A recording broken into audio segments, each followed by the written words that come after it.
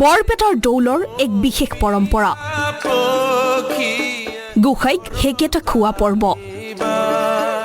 কিন্তু কি এই গোসাইক হেকেটা খোৱা পৰ্ব? গোসাইক হেকেটা খোৱাৰ পাছত কিয় শ্ৰীকৃষ্ণ আৰু ৰুক্মিণীৰ ভক্তৰ মাজত চলে যুঁজ? বৰপেটাৰ দেউলৰ বাঁহ ভঙা পৰ্ব কি? বৰপেটা দৌল মহোৎসৱৰ অন্তিমটো দিন হৈছে হুঁৱেৰী, অৰ্থাৎ সেইদিনাখন বৰপেটাবাসীয়ে হোলী খেলে।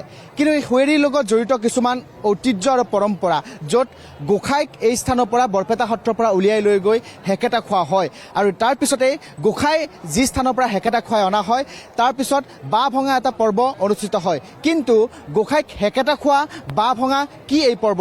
জানিবলৈ চাওক আমাৰ এই প্ৰতিবেদন। হুঁৱেৰী অৰ্থাৎ ফাকুৱাৰ দিনাখন সকলোৱে আবিৰৰ ৰঙত মতলীয়া হৈ পৰে। পুৱাৰ পৰাই আকাশে বতাহে ফাকু আৰু ফাকু। সকলোৱে ইজনে সিজনক ফাকু সানি আনন্দ কৰে।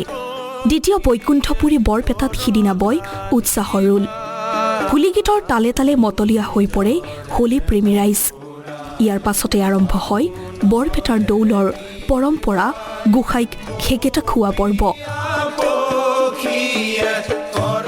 আবেলি বৰপেটা সত্ৰৰ দৌল গোবিন্দ প্ৰভু আৰু কলীয়া গোসাইক দোলাত তুলি নাম কীৰ্তন কৰি ভক্তসকলে কলবাৰীলৈ হেকেটা খুৱাবলৈ লৈ আহে।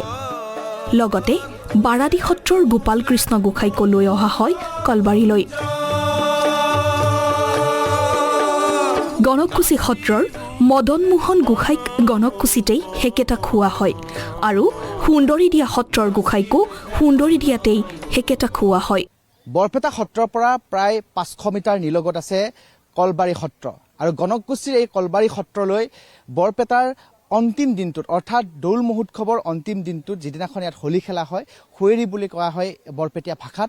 আৰু সেই হুঁৱেৰী দিনাখন বৰপেটা সত্ৰৰ পৰা গোসাইক এই কলবাৰী সত্ৰলৈ হেকেটা খুৱাবলৈ অনা হয়। আৰু হেকেটা খোৱাৰ অন্তত এই স্থানৰ পৰা পুনৰ গোসাইক লৈ যোৱা হয় বৰপেটা সত্ৰলৈ। কলবাৰীত হেকেটা খুওৱাৰ পাছত গোসাইক পুনৰ বৰপেটা সত্ৰলৈ লৈ যোৱা হয়। সত্ৰৰ দালান পোৱাৰ পিছত সত্ৰৰ টুপৰ চোতালত অনুষ্ঠিত হয় বাঁহ ভঙা কাৰ্য। এই বাঁহ ভঙা কাৰ্যৰো আছে এক কিংবদন্তি। এই গোটেই পৰ্ব সন্দৰ্ভত শুনক বৰপেটা সত্ৰৰ বুঢ়া সত্ৰাধিকাৰৰ মুখেৰে।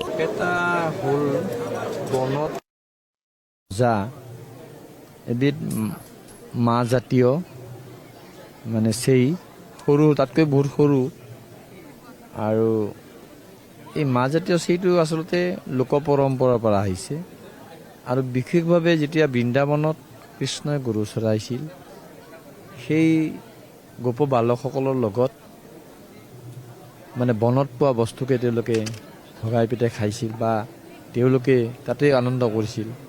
গতিকে সেই তাৰ পৰাই হয়তো এনেকুৱা এটা ধাৰণা এটা কৰা হ'ল। আৰু বিশেষভাৱে যেতিয়া ইন্দ্ৰদুম্ন ৰজাৰ ঘুনুচা, উৰিষ্যাত গুণ্ডিচা বুলি কয়, ঘুনুচাৰ লগত কৃষ্ণৰ 7 দিন গোপন প্ৰেম, 7 দিন ঘুনুচাৰ বাৰীত আছিলে। গতিকে সেই 7 দিন বনত তেওঁলোকে ঘূৰিছিলে। বনত মানে বনত ঘূৰোতে এই আনন্দ কৰিছিল কৃষ্ণ আৰু ঘুনুচাই। গতিকে সেই তেনেকুৱা এটা প্ৰেক্ষাপট লৈ আচলতে পৰিকল্পনা কৰা হৈছিল এটা সময়ত যে ইয়াৰ পৰা 1 কিলোমিটাৰ দূৰত মানে কলবাৰী সত্ৰলৈ নিয়া হয়। আৰু তাতে ঘুনুচাৰ লগতে অলপ ঘূৰি ফুৰি অলপ বন্য আনন্দ মানে পায়, লাভ কৰে। আৰু তাতে হেকেটা খায়, অৰ্থাৎ মানে দুয়ো লগ লাগি হেকেটা খায়। তেনেকুৱা চিন্তাৰ পৰা আচলতে হেকেটা খোৱা পৰ্বটো আৰম্ভ হৈছে। তেওঁক মানে এটা শোভাযাত্ৰা কৰি লৈ যোৱা হয়। আৰু শোভাযাত্ৰাত কি কি লোৱা হয়? মাধৱদেৱৰ সেই ফাকু খেলে কৰোণাময়, সেই গীত গোৱা হয়।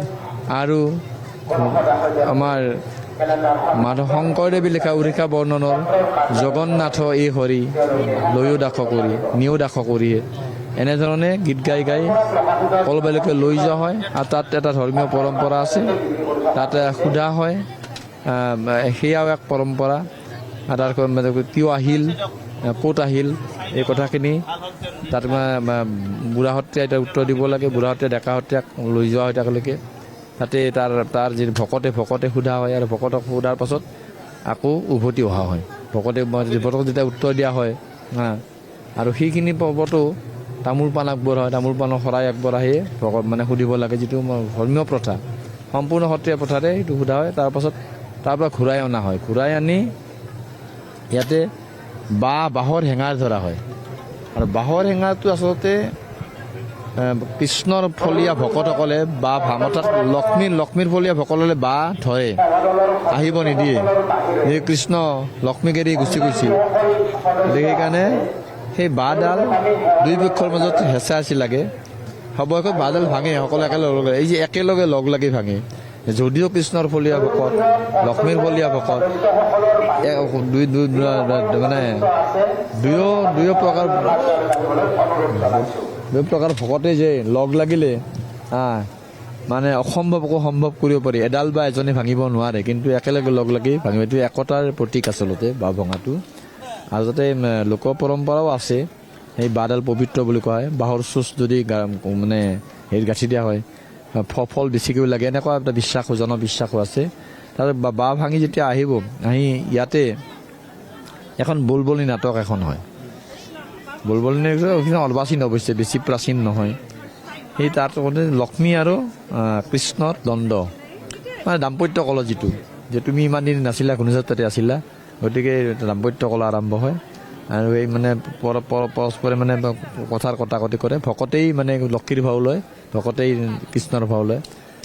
অন্তত কৃষ্ণই হাৰে, আৰু সেইটোকে দণ্ড ভৰে, তেতিয়া লক্ষ্মী দণ্ড দিব কয়। আৰু দণ্ড দিয়াৰ পাছত তেতিয়া এই গোসাঁইক 7 পাক এটা ঘূৰোৱা হয়। 7 পাক ঘূৰাৰ পিছত এই দণ্ড ভৰি উঠিয়ে ভিতৰত প্ৰৱেশ কৰিব দিয়ে, লক্ষ্মীয়ে প্ৰৱেশ কৰিব। আৰু তাৰ লগে লগে খুৱৰীৰ অনুষ্ঠান সামৰণি কৰে। ঘুনুচাৰ ঘৰলৈ যোৱাৰ অভিমানত লক্ষ্মী আইৰ অৱতাৰ ৰুক্মিণী আয়ে দ্বাৰকাত শ্ৰীকৃষ্ণক বাট ভেটি ধৰা বুলি বিশ্বাস কৰা হয়। ৰুক্মিণী আইৰ হৈ তেওঁৰ ভক্তসকলে বাঁহেৰে গোসাঁইৰ বাট ভেটি ধৰে। এয়া হৈছে কলীয়া গোসাঁইক দিয়া দণ্ড। কিন্তু গোসাঁইৰ ভক্তসকলে বাঁহ ভাঙি ভিতৰত প্ৰৱেশ কৰে। প্ৰৱেশৰ পাছত সত্ৰৰ মূল গৃহৰ চাৰিওফালে 7 পাক ঘূৰাই গোসাঁইক মণিকূট গৃহত প্ৰৱেশ কৰোৱা হয়। তাৰ পাছতে সামৰণি পৰে বৰপেটাৰ প্ৰাণৰ দৌল উৎসৱ। সামৰণি পৰে ইমান দিনৰ উৎসাহবোৰৰ।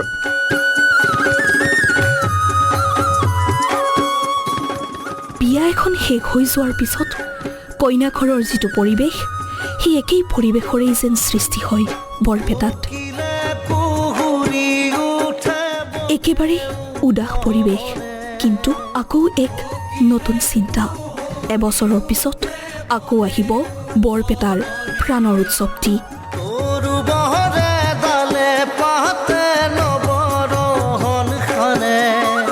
কেমেৰাত মৃন্ময়ৰ সহযোগত বৰপেটাৰ পৰা মিথুল দাসৰ ৰিপৰ্ট, আছাম টক্স।